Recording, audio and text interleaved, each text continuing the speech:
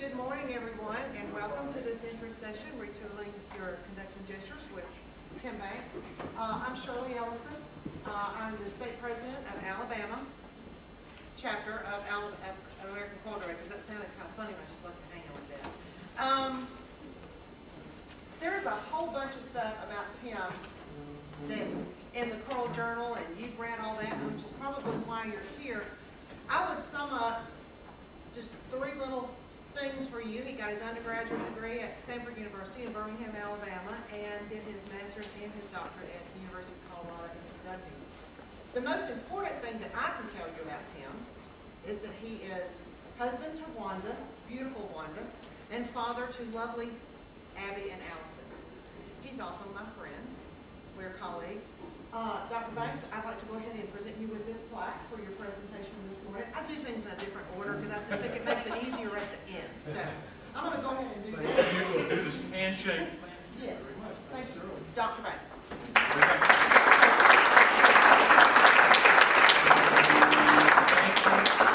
you, Ms. Ellison. The other thing that she didn't say in that equation is that she also was the middle school choral teacher for Allison and Abigail. So we have this little family thing going around.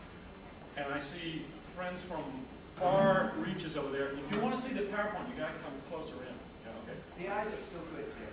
That's it. This spraying is all on the other side of the world. Thank you for coming. And they're coming in droves. The buses will wait. That's a little bit sorry. It's been an interesting morning so far in the Clay Center, and so we do want to stay on track. And part of that is keeping an eye on the clock, so we will begin. And as people are coming and going, if need be, that's all fine. I should say that I'm grateful to be able to give this presentation. It really is a combination of several presentations that I've done over the last number of years. I started in the standard academic way. I wanted to come up with a kind of a theme for this sort of thing. And so the first one, and all of these have been through very tedious scholarly study. That's a possibility. There was the kind of Harry Potter use of the Mallard baton. I didn't even bring the baton. More recently, wouldn't it be horrible if we had a conductor's version of American Idol? Is that your week? Are you having spasm? My absolute favorite, and I have to work this one in for most of the presentations, the ultimate weapon, the Bugs Bunny movie. Now, some of you are old enough to know the cartoon, but I might say, for the record, it's long-haired hair. More on that perhaps later. We really should have named this something longer. Retooling Your Gestural Skills, Basic Conductor for the Not-So-Basic Conductor. Or what I learned about conducting gesture in class, forgot about in the real world, and why I probably need to think about it again anyway. I would hasten to say that I'm not going to retread your tires for conducting gesture. We're simply going to look at some ways of reassessing and evaluating our work. I will take no absolute stance on Max Rudolph or Leon Barzin methods, though I'm working on studies for that also.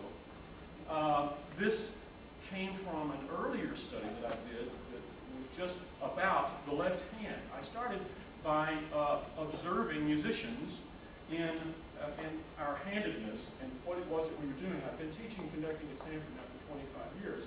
And I found that there was very little in the literature specifically about the left hand, not a rule structure. I was trying to find those resources, and once I started finding them, then it seemed obvious that I should share them in production and stuff. And I'm not quite sure what Jimmy Levine is doing there. That's either take the second ending, or you in the second horn section shut up, or something like that. What we're really dealing with, as you know, is chironomy. There are lots of languages that are gesturally related.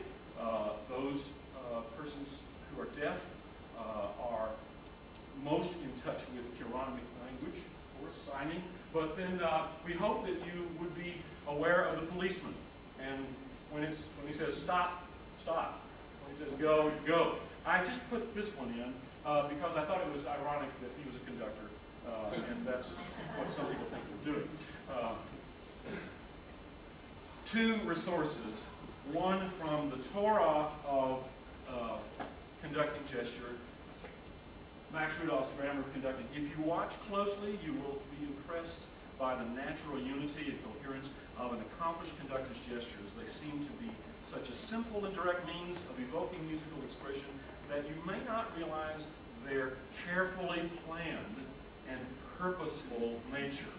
Notice I italicized that in the verb. Paul Weems of Wheaton College has just come online with a new resource. We'll come to that also in just a moment. But he has an intriguing comment in his opening remarks. Can I skip the grammar and go right to the poetry? He, of course, answers that, as do I. So, what do we do when we're studying conducting and when we are working through our whole issues about gestural development? The first, or a first stage, most of us have gone through is mimicry of our teachers or mentors or heroes. Now, rest his soul, but this is why we see so many Robert Shaw clones in choral conventions. Those of you who had the opportunity to work with Mr. Shaw know the gestures and the foot taps and the things. And the question is, what does that really mean? And it worked for Robert Shaw, mine doesn't work for me. Your own mentors, we all look like people that we studied with for at least a time. Then we go through probably a stage, I think, somewhere along the way, where we get out in the real world and we start reflecting the groups with which we're working. That is, we try something gesturally, it doesn't work, so we change it. And sometimes we don't change it for the better. Sometimes we simply allow that late beat entrance because that's what they do. And so we rationalize that, okay, now they can, that'll be part of my gestural habit. That's a reflection of our groups. Our groups are actually teaching us about gesture. And then finally, I think our goal, now this is awfully altruistic, but the goal that I have for myself and for my students and for my consters is to be our best selves. We know that all of us are endowed with a unique set of vocal abilities by our anatomy. Can't do much about that. We can change the way we sing vowels and so forth. But in teaching voice, I want to help a vocalist discover their best self. I can't give them a huge voice pattern, but in conducting, we can become a better self by looking at ourselves more honestly and by assessing. So, I've been out of the conducting class for a while, and let me just take a moment because I see some young folks here. Do I have folks that are currently enrolled or very recently enrolled in conducting classes? Okay, great.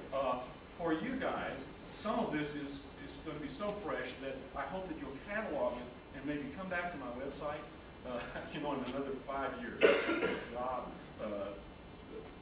changes you a little bit and that sort of thing. How many of you have been out of conducting class for at least 5 years? Why? Okay, that's why you're here. Thank the Lord. Okay, so what? They're not following me. What am I supposed to do?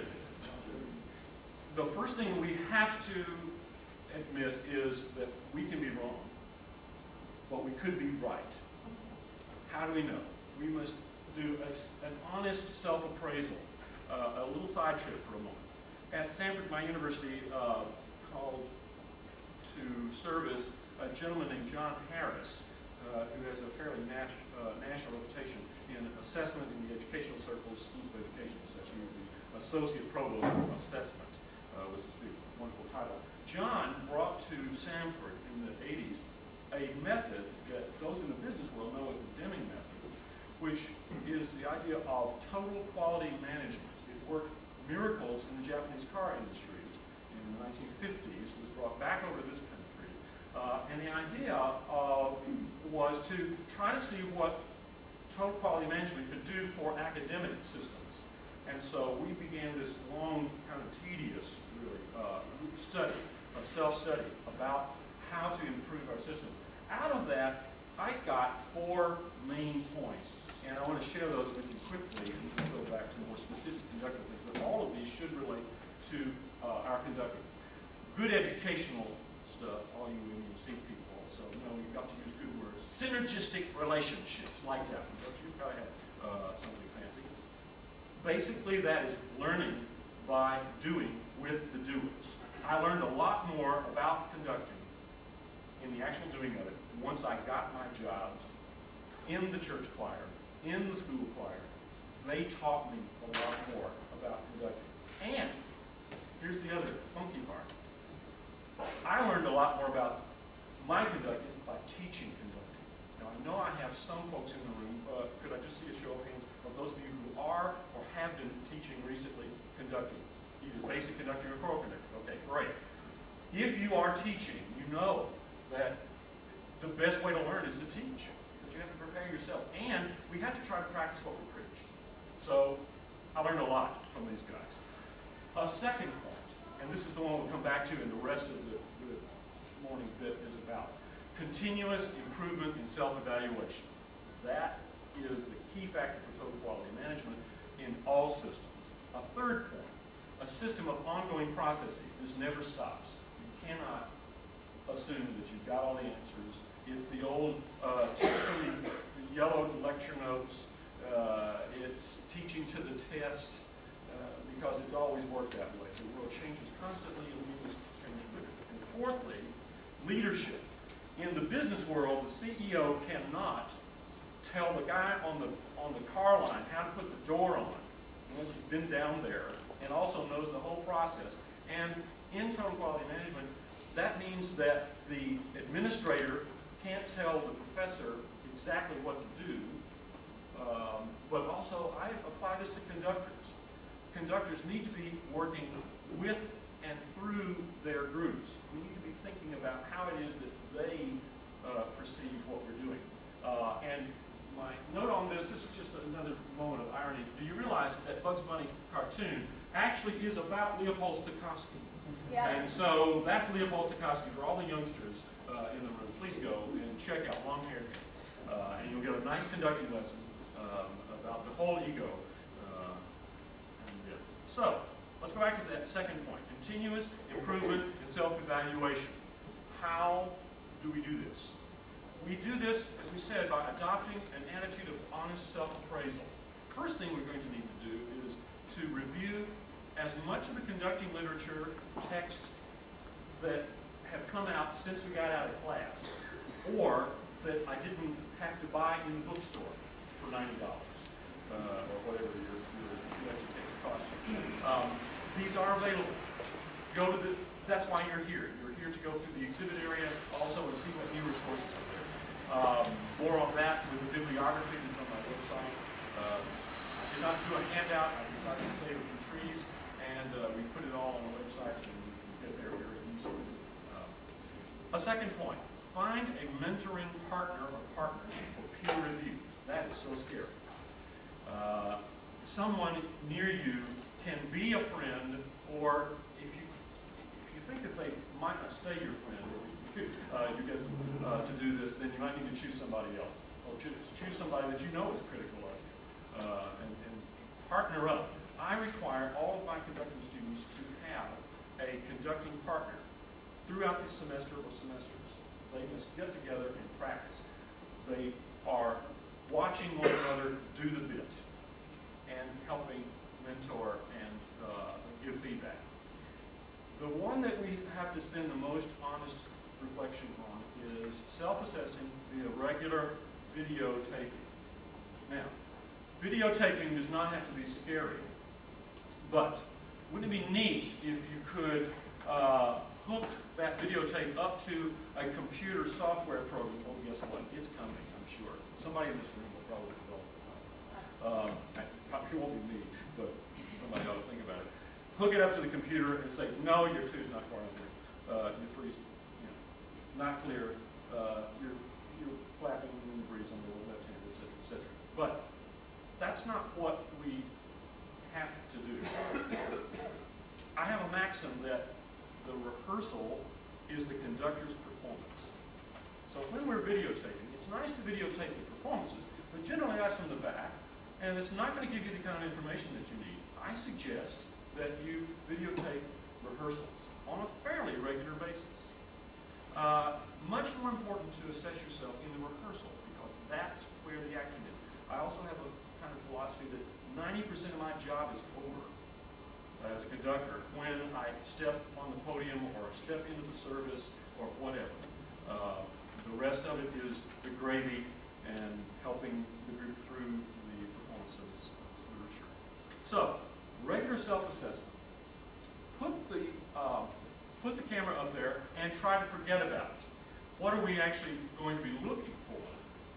We want to watch for framework or patterns, right-handedness, and again, I'm not going to hopefully get bogged down in the argument of right or left-handedness and such as that. There are plenty of good resources on that, though. I would suggest that we need to develop independence, coming back to that as well. For left-hand expression, cueing, or are you just using it for page turns? You know, and you have to. I can't turn pages in 3. Right. We want to free up as much of our RAM memory as we can in our computer for the real job in the rehearsal, and that's the analysis of the progress of the group, perception of mistakes, problem solving. I've got to completely realign my rehearsal schedule right now because of the things that just happened. You know, I've only got 30 minutes to do that. So, step number 1, put a video camera up there and tape yourself. But avoid the Hawthorne effect. If you're not familiar with the Hawthorne effect, that's the reason you slow down when you see the police car. Oh. Right. Observed behavior is usually modified. So, the first number of minutes of your rehearsal that you're taping probably aren't the best ones, because that's the one that you're still remembering that you're performing for the camera, not for your people, and you're not quite as honest about it. Second step, there's this magic thing called a VCR or a DVD, depending on what you do. You've got to actually watch the thing. You know, just taping it and logging it, well, I taped myself, that's fine. Then you've got to sit down and be honest with yourself. You must view this with your own self or peer, or give the videotape to someone with a set of criteria that maybe that you have set out. This particular tape is of me with our co-choir last spring, actually, and I was asked to tape this by one of my peers, Maureen Norton, who's our head of music education, who goes through and times with her students. So I'm up, unfortunately, they're my students too, so it's kind of all honest. And they are checking a lot of tasks and such.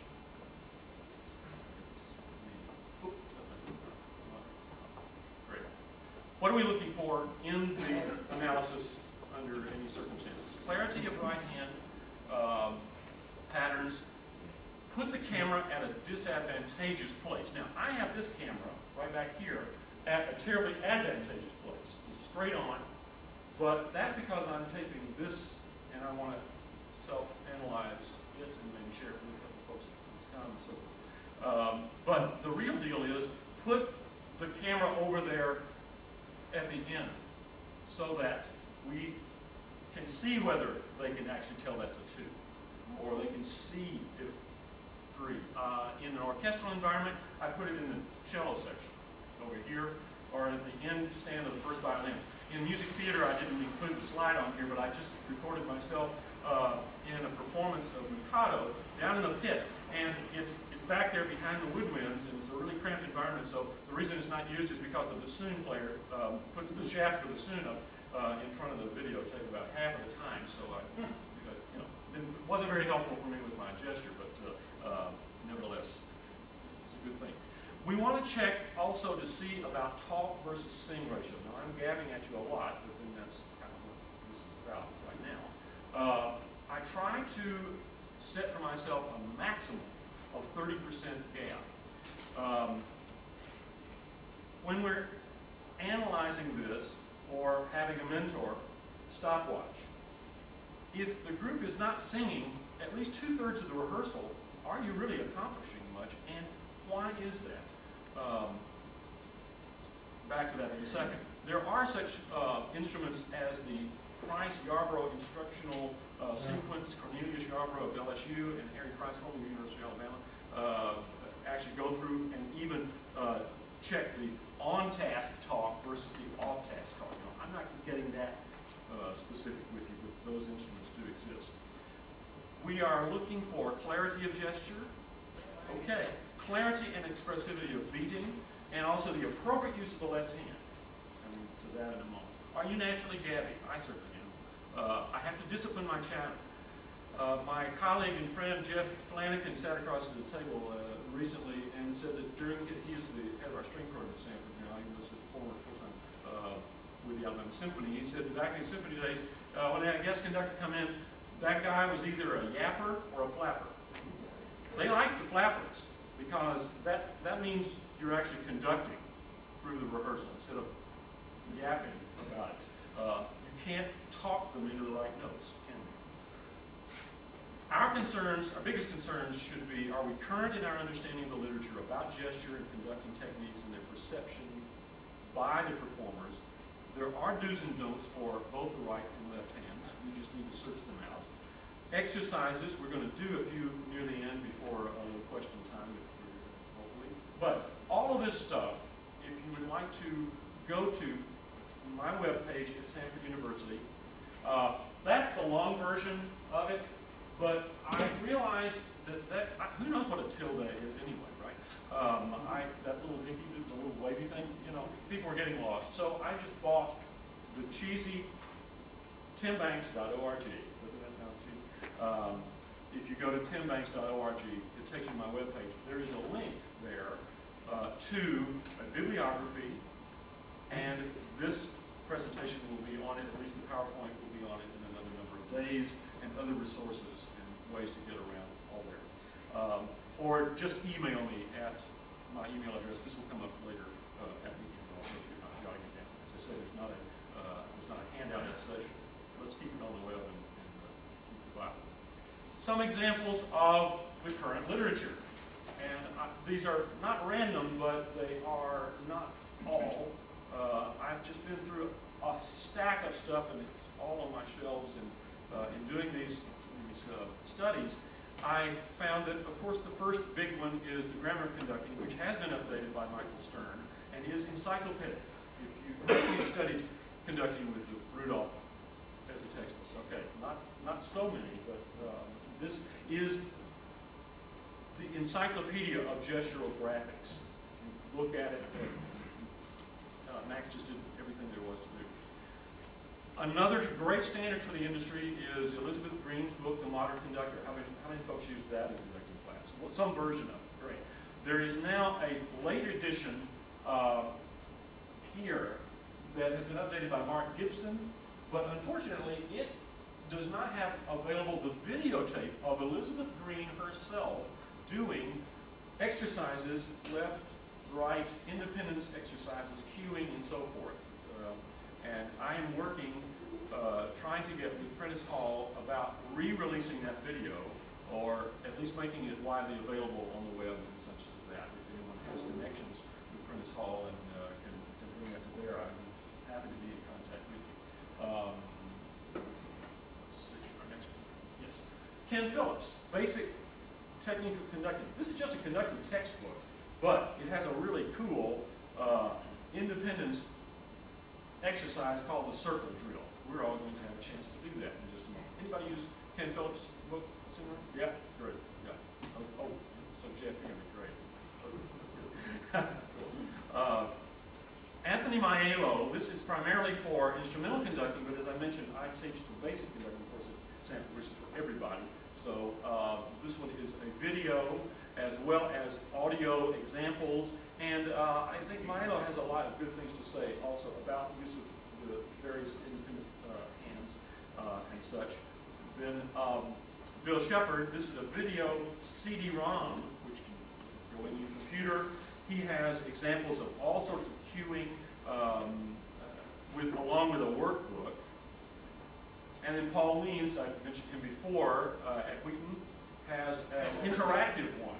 You buy a DVD or a CD-ROM and put it into your computer, and you can go on the website, and it has a little follow the bouncing ball there. It's an interesting approach and may be helpful in ways. Don Newen, most of you know Don Newen, has not only a book, but also a set of DVDs. This particular one in the Choral Techniques series, Volume 2, is a very good one, just about gesture itself. And then here's the commercial. Out of 25 years of teaching, I finally wrote it down, and it's available. And you can check it finally. This. Right-hand considerations. Let's zoom through some things now and actually get you up in conducting. Clarity of all patterns by consistent placement of beat points. One of the discoveries that I made in going specifically to the left hand, though, is that peripheral vision rules all perception of conducting gesture. Don't fool yourself. They're not watching you 100%. They are watching you in upper peripheral vision. There is an exception to this: unaccompanied, memorized choral music. Never in an orchestra, never in accompanied music. Somebody has to watch you in peripheral vision when they have the music.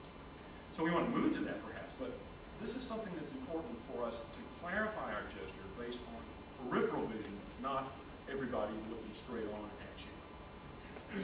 Bigger does not mean clearer. Smaller does not mean clearer. Clearer means clearer. Distinctive separation of beats with controlled rebound. Here again, you have the Rudolph-style method, you have Barzin method. I won't take a stand on that, but right here, I will in private conversation. Expressivity within patterns, cueing, dynamics, we can cue, you know this. We can cue on the third beat out there, but on the third beat over here, it's a little hard to do. So are we using the right hand appropriately? Are there dialects in conducting? I think there are. For those of you who have done work in Britain and have Brits come over here, will have to admit that when a person has a British accent, we tend to grant them 10 IQ points. Just like that. And those of us from the South, when no matter how smart you may be, you talk like that, and it's 10 points off. Right out. Are there dialects in conducting gesture? Gosh, sure, you betcha. Yeah. This is from a website on drum majoring. Again, I'll go into that further, but we'll move ahead. Clarify all the patterns, peripheral vision. Clearer means clearer, so let's get clearer. And what about the other hand? Hold on. I started this whole bit in a search for guidelines for appropriate use of the left hand. So that was the original version of this sort of thing. And not to go negative immediately, but I think there have been more don'ts that don't do this and don't do that. So let's see what we don't want to do. I don't prefer to park the left hand or have it look like it's dead. It needs to look like an organic part of your being, and that is an important thing. The biggest deal with left hand, though, is overuse. Do you begin your rehearsals and continue to give instructions when you have your hands up? You're just giving away visual gestural capital when you do this. Let's not start the music with a deficit on your gestural capital. Most common overuse, however, is mirroring. Ooh, mirroring, yeah, big deal. This is me when I had red hair a long time ago. Mirroring, why do we do it? It's easy. I actually have scientists now who have told me why this is. My colleague, Dr. Stephen Chu, the professor and chair of our psychology department, gave me a new word, which here it is, automaticity. We want to work towards automatic doing in both hands. So again, we can free RAM memory. But what is this business about mirroring? The reason we mirror like this, apparently, is that the brain is sending the extrinsic muscles the same message. It's the reason we tend to mirror like this instead of like this. Okay? And those of us who were Lynn Whitten students know that Lynn is ambidextrous, and so it was always kind of a bye-bye too. I'm looking back here. You know, right, okay. And then, you know, he'd be going along in a rehearsal, and what is that? You know, I have to think about that a lot to do that one, right? Different messages going to there. It's actually harder to do this than to do this. Just by a little bit in the brain. So we tend to do this, unfortunately. There is scientific reviewed information about such, and I will again refer you to the website of bibliography. There are articles about inter-limb coordination, and if you really get into the scientific angle of it. I found one, though, by Margaret Livingstone, that was really about perception of art. She mentions in this book, direct vision is excellent at picking up detail, but less suited to picking up shadows. That is, peripheral vision, on the other hand, picks up low spatial frequencies like the blurry smile of the Mona Lisa. She says, she has a mocking quality. When you are not looking at her, she seems to be smiling behind your back, and then you look at her, and she stops.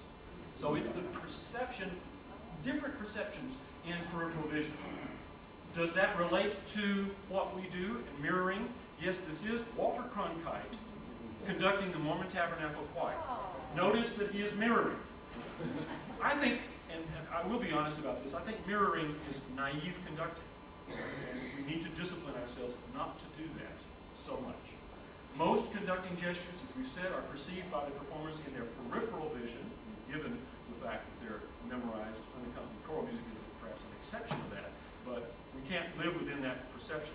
The scientists tell us that the use of both hands for time reading saturates the performer with too much information, rendering it less clear. That's the old TMI, too much information. Saturation cancels the performer's ability to catch the truly important gestural messages generally assigned to the non-time reading hand. So if we're up, I'd like for everybody to take a piece of something right now and hold it up as though you're holding up your music. And please look at that as you're reading your music. And now I would like to mirror for just a moment and suggest that this is not as clear, and I can't cue somebody in as clearly as this would be, and there, right? Because I've saturated the peripheral vision with too much information. Have I not? Solution. Develop independence of hands in the proper use of gestural language. Here it is again, which is automaticity. We need to develop automatic responses here. And how do we do that? By building new neural paths in constant practice. How did you learn to play the piano, after all? Lots of repetition, left hand, right hand, and put it together. Traditional accepted duties for the left hand. I'm not going to have time to go through all of these, and again, this is on the website, but I've found that a lot of the rules of preparatory gestures do need to apply to cueing, up, down, and so forth. Unusual use of the left hand. The policeman's stop gesture. You know, at especially a church choir at one point in one beautiful anthem, and they wanted to come in early always, you know, so you just have to have enough independence to stop them from, okay, now please, come in. Also, attention, and then go. You over there, timpani player, you know, counting 99 bars of rest, now. Right. Dynamics. We have an agreed upon chironomic language that suggests that hand down, hand up, legato, staccato, and so forth. So we actually do have rules that we can give to people. Cutoffs, phrasing, fermato types, all of this stuff is done both with the right hand and the left hand. I have one that I want to add, though, not so much the aleatory. In indeterminate music, you may have to assign a group and get them going. Group number 1, group number 2, more, group number 2, group number 4, etc. So we need the hands. The fun one, though, this is a picture of me in front of my church choir. I just left this church after 13 years at Southside. And for many of those years, I have a soprano there who invariably would sing, Alleluia. And in rehearsal, I would try to get that person to sing along, ah, and so in the service, I give the ah cue, I'm looking right at her, or near her. You know, I generally try to look in the general direction, just a total eye contact. But that takes independence of the hands, doesn't it? Now, let's do 3 things that will make it hopefully worth your while showing up. Would you put stuff aside and stand up?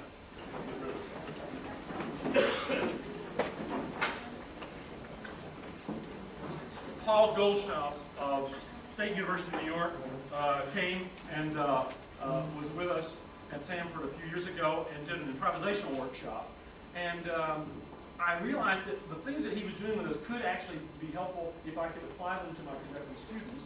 So I would suggest that if you are teaching conducting, this is something that can happen, but also if you get your mentor to be the person dictating what is going on. Right now, I'll be the mentor and you be the recipient, and would you just do this?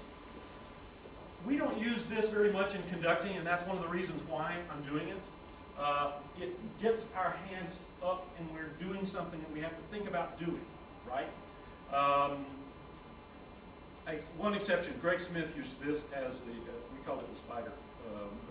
That's a crescendo for Greg Smith, but other than that.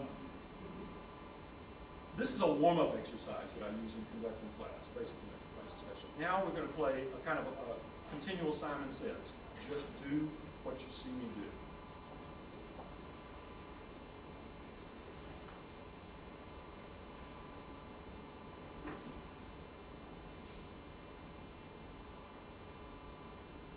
You're building new neural paths all the time.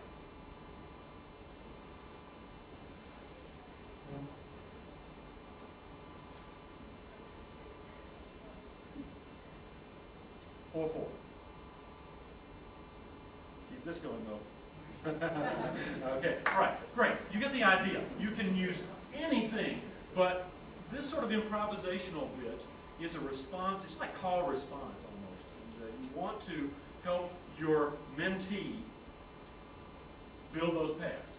You're actually, as the mentor, building paths as well because you're having to think about what you want to do, and it takes both sides, and you're doing stuff. Let's go to the famous one, though, of Elizabeth Greene. I just named it Paint the House, Wax On, Wax Off from the old Karate Kid movies that a couple of my students like that. First off, vertical, your dominant hand. Go. Paint the house. And let's switch arms. Okay, you would do this for a longer period of time in order to warm up and really build the paths, but because of our time, let's do an opposition. Elizabeth Greene liked to sort of flip the hand up, like so. Right. Another one, horizontals. And the other hand. And in opposition, and don't bump into yourself. And maybe work them around. Yeah. Okay. Now the fun. Combine. Vertical. Wait. All right. Here, you're wanting to have a kind of an L shape. If you're having a V, we have a little problem. So we need to go back. Probably. Let's do it again. Here you go. And the horizontal. Do it as slow as you need to. That's a tough one. You know. And then reverse hands. This is my art. You see, you do need to do this in front of a video camera or a mentor to tell whether or not you're doing, that, or you're really doing this. As long as you can keep a very good independence going, then you have built some independent right and left hand. Last one for now, before some questions. Ken Phillips has this marvelous one. Would everybody just imagine a large clock face? 12 is up here, of course, and let's trace it. Here you go. 1, 2, 3, 4, 5, 6 down here, of course. 7, 8, 9 out there. 10, 11, 12. Keep going. 1, 2, 3, 4, 5, 6, 7, 8, 9, 10, 11, 12. After a certain amount of time and build up, it is best then to outline the clock face and conduct a 4/4 pattern in the right hand. Problem? Clocks are organized in 3. Let's try it. Here we go. Yeah! You've got to have a good preparatory beat as well, right? Here you go. And 1, 2, 3, 4, 5, 6, 7. I'm not looking. 9, 10, 11, 2, 1. Keep going. 2. Stop. 3 is where? 1, 2. Third beat of the first measure. Here on the clock face. Keep going. 4, 5, 6, stop. Second beat of the second measure. In, down here. Continue. 7, 8, 9, stop. First beat of the third measure. Over here. And we continue. 10, 11, 12. Now, if you feel like you look like a dork, everybody does. Until you build more neural paths and more independence of that. Have a seat. What is it that we are trying to do then? A reminder. We're trying to clarify the framework of right-handedness. We're trying to build expression and cueing independence so that the perception of those things in peripheral vision is clear. And we're trying really to free up our minds through automaticity of all of this stuff so that we can really do the job we have to do of listening. Do you ever just have to stop waving your hands sometimes in rehearsal and just listen? Sure. But your brain is thankful for that. We have just a few minutes now, maybe 10, for some questions. And I hope that there are some. If there aren't, I'll just do a tap. Please. I'd be interested in hearing your thoughts between palm and karate chop on anyone, on anything. I think that also palm is a problem for me. I tend to conduct even without a baton as though I have one. And so I'm sort of splitting the difference. I like to bring in as though, and I didn't bring a baton because I wasn't going to need one for this, but actually even using the fingers perhaps as leading there. So it's not so much straight on as like so. Yeah, go ahead. Do you have a preference, or what do you advocate for a hand position that in a marcato articulation that's without a baton, just the hand? Talking about right hand? Well, in each case, what we think is best is a sharp gesture that focuses the hand. If you start flapping unfocused hands at folks, and again, all of this I hope that you're keeping in the back of your mind in this peripheral vision business, so I won't keep beating you to death. But anything that can focus the perception on a point is good, and I tend to close around a kind of imaginary baton over here. For Bill Shepard in his uses a finger point, whoop, like that. That looks a little funky to me, but I'm a choral guy. What about the right hand if you don't have a stick and you wish you did? I will vacillate personally between straight on like so, or occasionally for light music.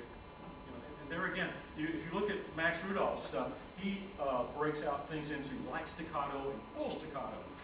So he's got diagrams, and that has to be translated somehow into gesture. So as far as hand position is concerned, it's always for me a matter of focusing. Yes, sir. I thought a choir here before the stage. And, Yes. how would you get them independent of hearing to seeing? They have to hear sound around them and all that. Right. But for exactness of rhythm, the beat, they hear it before they see it. If it's in the piano or if it's sound. Independent of that. I think in part what you're relating to is the fact that they're really following the accompanist, right? And, Or any other. or anything that's happening, right? I try to do a lot of unaccompanied rehearsing, quite honestly, with choirs. You don't have that problem with orchestras because of the exacting nature of making sound and such. But with choirs, I hope I'm addressing your question. We use techniques, for example, of hard consonants on neutral syllables.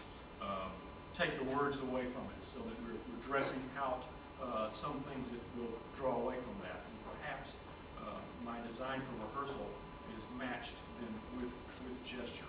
If I want a legato thing, I need to be showing that, but I also need to have a neutral syllable that matches that. You've reminded me of one of the other kind of rules, though, that I go with. In beginning music, I ask my students to begin. Would you all just begin? Holy, holy, holy. Here we go, together. And this will be a count-off kind of thing. Are you ready? 1, 2, 3, 4. Holy, holy, holy. Thank you very much. And we rehearse a little bit, yada, yada, yada, and so forth. And let's begin that one more time. Ready? 3, 4. Holy, holy, holy. And we rehearse. You sound so marvelous. The tone is fabulous. Oh, no, I wasn't really blah, blah, blah. Let's begin it now. We're near the performance. Holy, holy, holy. The first time I counted off aloud. 1, 2, 3, 4. The second time I counted off aloud. 3, 4. Last time, no verbal count off. Every time I gave the same gesture. Try to discipline yourself to give the same gesture through the process. If you do use verbal count-offs or such as that, don't give them too many beats. If you're not going to do that in the performance service of the actual performing of the music. That also relates, I think, to what you're saying. Yes, ma'am.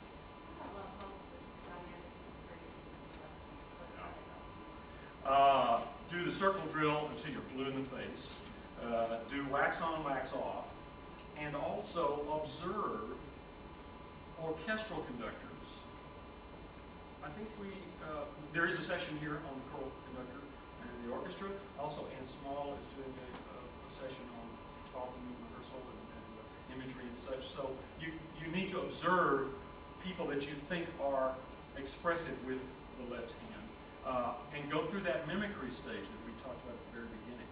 Actually copy things that you think are good. Ken Phillips is the one with the circle drill in it. And there again, all of this is on the website. Well, please email me. I'm happy to respond to an email to any of these. Yes, sir. Do you mostly prefer using a baton? I use a baton a great deal, but then my work at Samford is kind of related not just to choral music, but I also do music theater and opera. And so I'm in the best of all possible worlds in a way because I get to do kind of an all orchestra work as well and pure choral music. But I do use a baton a great deal, but not usually with certain pieces in choral music if it is unaccompanied, for example. But occasionally I'll even use a baton with an unaccompanied choral work. If it's a lot like string music, maybe that works. Yes, sir. Do you use the baton with the students? Do the students feel the baton, or do you wait? The baton is with the basic conducting students in the entire first semester, all semester.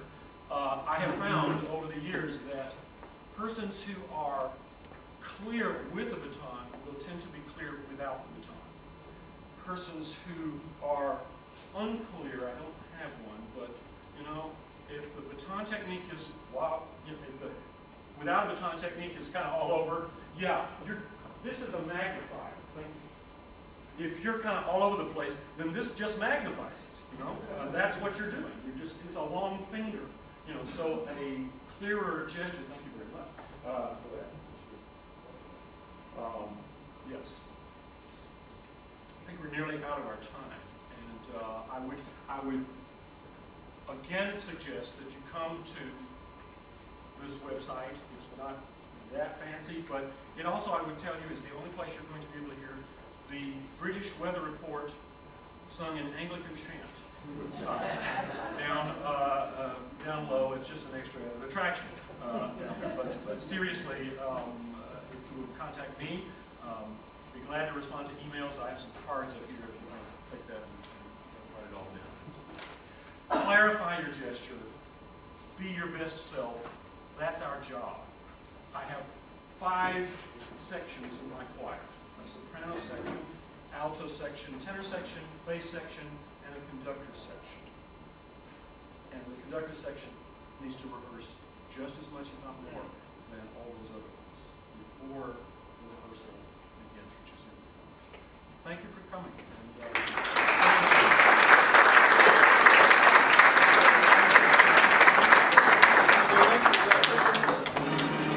Yes, sir.